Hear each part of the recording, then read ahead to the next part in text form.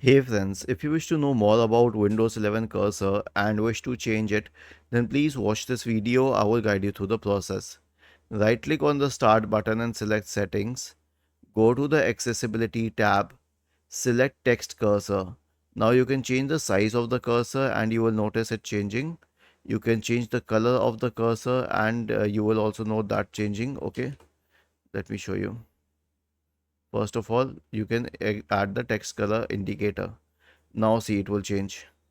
Okay, and then you can also change the thickness and make it very thick.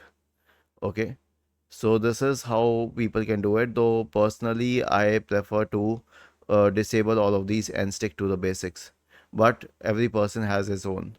Was this helpful? If yes, then please subscribe to the channel. If not, then let us know in the comment section of the video on how we could help you further. Thank you for watching this video and have a nice day.